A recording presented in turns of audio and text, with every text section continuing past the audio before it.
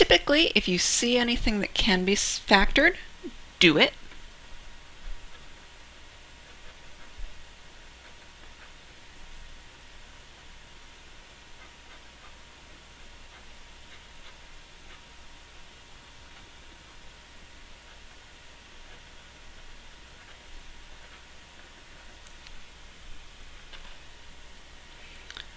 So let's factor and simplify. Factor.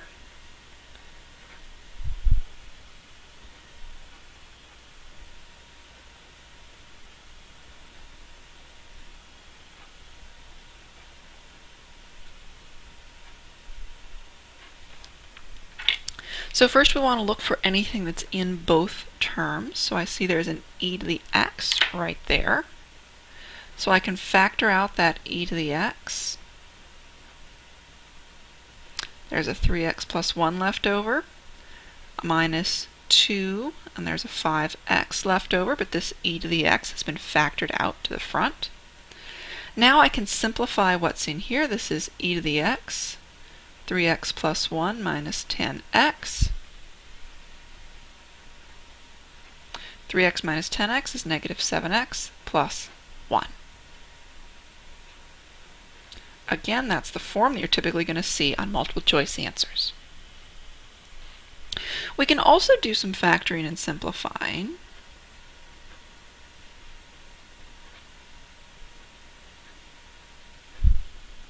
With something that looks like this.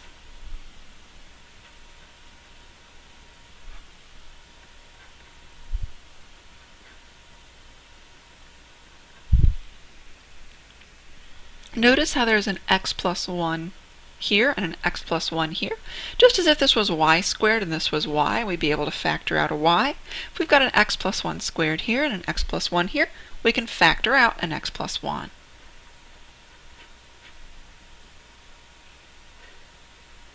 And then in terms of what's left over, well, right here we had an x plus 1 squared. We took out one of them, but we still have an x plus 1 left.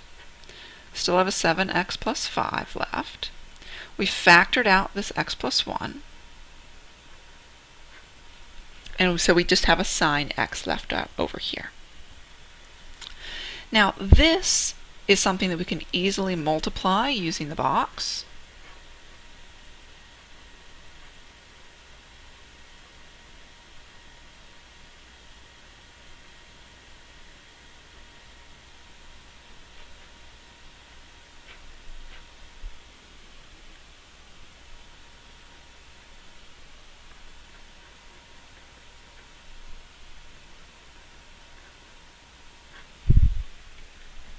It might very well be that you run into an answer choice that actually looks exactly like this, or you could run into one that looks like this. Let's just go all the way through just so that you have the extra practice with it.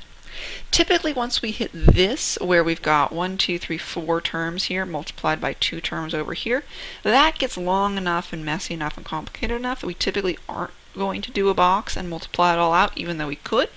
But typically if you just have two binomials, two little two-term expressions in parentheses, typically we will multiply those out, particularly if it's something like this up here where it's going to then end up simplifying a little bit more.